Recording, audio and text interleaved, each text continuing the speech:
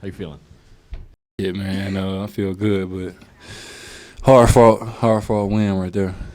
Um, and I know battling for offensive rebounds is not it's not like a shot, right, where it's like, hey, walk us through the setup and what you saw. So when that moment, I guess, when it's a box, I think Ime is doing this to Grant, and you've got to get that ball. What is come up? What does that kind of play like in terms of just trying to get an actual tip on it to get it in? What does that kind of feel like or look like for you in that kind of moment? Man, I ain't gonna lie, like growing up as a kid, I really wasn't like never skilled or really had like one thing that I really did well. I was always like a jack of all trades, did everything good but nothing great. But one thing I always did was had like a high motor, big energy, and my mom always told me as a kid just to be a garbage man. And being a garbage man is if you want scoring opportunities, if you're not getting the ball passed to you, you go get the ball on the offensive glass. And that's one thing my mom always taught me. So shout out to my mom on that. But to answer your question, me and Wes always look at each other. And, both of us are guys that crash the offensive glass. That's one thing that we do to help the team. And just crashing. And we always just try to, I don't want to give away our secrets what we do, but we just try to, crash the glass as much as we can. And I was in the right place at the right time. And you had a couple, I think just before that, had missed a layup and had a bunch. It actually slipped out my hand. Like when I did the dribble handoff with Pat, I slipped behind my man. And I was going up to dunk it, and then the ball was like slippery, and it slipped. And then I got it back and shot it back again. I missed twice, and I'm like, damn, man, I can't believe I just did that. And then just stayed with it. It's a long game. You got to play 48 minutes. How much did last year's – we've asked you a bunch about – and your teammates about experience and what does it mean, how can you quantify it? Is last year's run and being in those kind of games – set you up for that where it's not you're not running back the other end after play just kind of wrapped up in the ball slipped or I missed that or we're down 2 and I had a chance and I didn't do it. You know what I mean? Like would Bobby 5 years ago been a little more wrapped up in it, Nah, shit. Bobby 5 years ago wasn't ready for the playoffs and wasn't ready for this moment, man. 5 years ago I was 22 years old. Still trying to figure out what my niche was in this league, still trying to figure out what I can do to help a team win, still trying to get rotational minutes, and just kept grinding, kept staying with it, never giving up, and now I'm in a good position playing on a championship team with championship aspirations. But, to answer your question, like I said, man, experience – to me is being in different type of situations, like I say, being in those different situations where you're down 8 or down 10 with 8 minutes to go and you have to find a way to cut the lead down before the next media time's out to see where you are then you put together another game plan in those next 6 or 7 minutes or 5 or 6 minutes to figure out what are you going to do to cut the lead down again before the next media timeout. And then again, like I say, man, the playoffs is all about moments. It's not about how many shots you make, not about how many points you score. It's just about moments to me. And we have a lot of guys on this team that can have moments. Bobby, one of those moments was you putting the ball back in to put your team ahead. What does it feel like to take the air out of a building like that? The Garden had been pretty loud to that point, and to make that shot kind of change the whole feeling in the building for you in that spot. What's that feel like? Honestly, man, as a basketball player, man, you work so hard on your game. You're always like your biggest critic. You think about the shots you missed. You think about the shots you made. You think about just trying to come out and having a positive impact on the game. And with me, I just want to win, man. I think that's proofs in the pudding, sacrificing a lot over the last 2 years to be on this team. And, I just want to win, man. It wasn't about, sucking the air out the building or nothing that, just, trying to find a way to win, stacking up good games and just trying to, move on. We got a big game coming up on Friday. My mind's already ahead of that. It's always a 12 o'clock rule with me. When 12 o'clock comes, then, it's over, man. But That was a cool moment, especially when I FaceTime my mom after the game and see my mom just happy and things like that.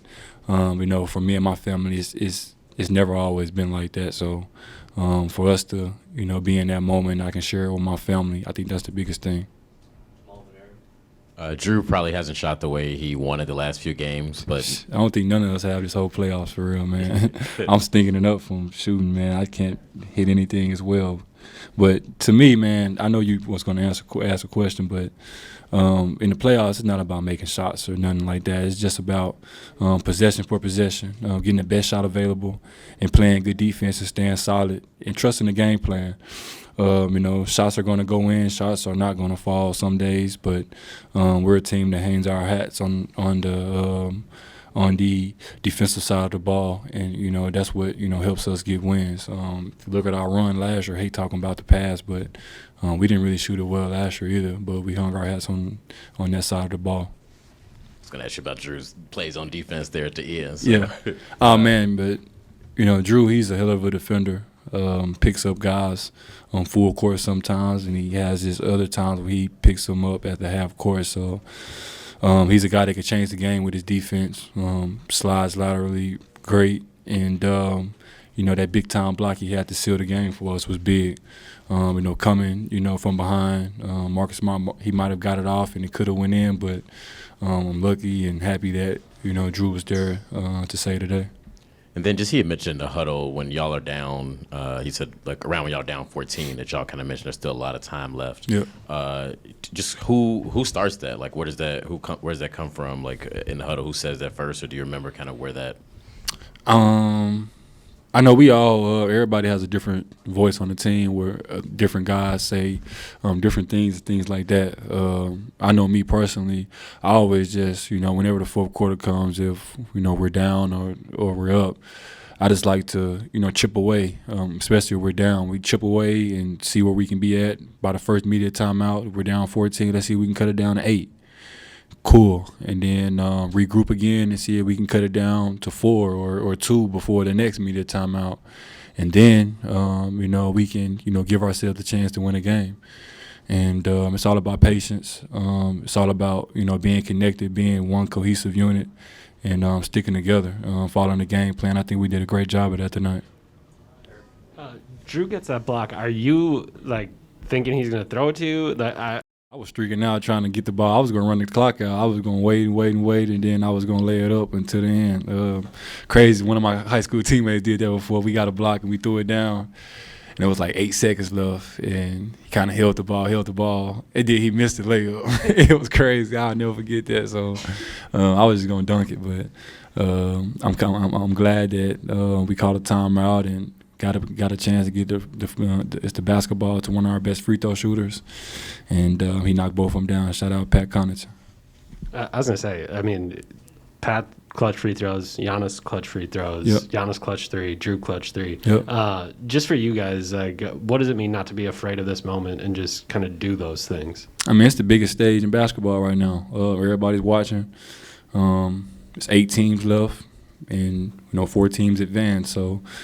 Guys, putting everything they have out there, taking care of our bodies, to give ourselves the best chance to win. Knowing the circumstances are high, got one of our best players out as well. So we all have to step up and fill that void that's missing. So everybody had a moment tonight, and it was good that the Bucks came out on top.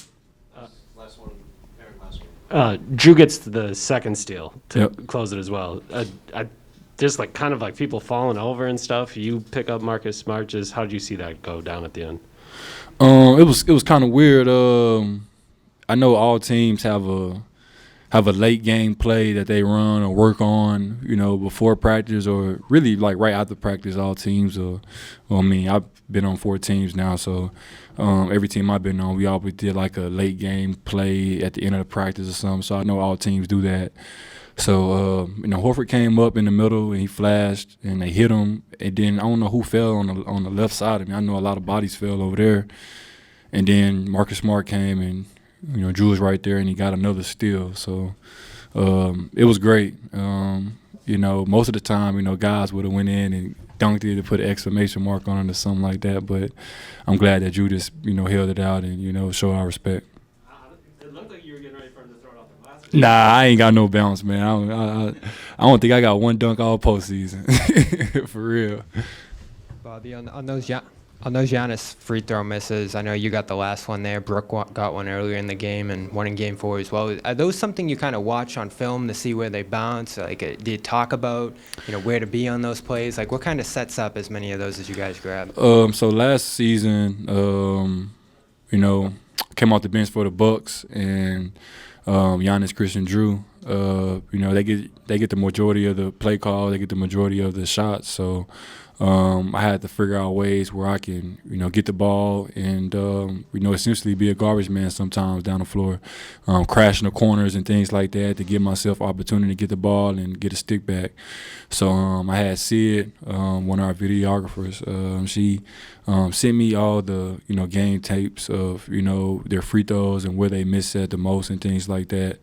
And most of the time, Giannis always misses like front rim. So I just try to get in the front, somewhere in the front rim, somewhere. And it was just lucky that I was blessed and fortunate that it came to me, at that moment. But I do watch film on, Giannis, Christian, and Jrue's misses to see where they miss at most of the time.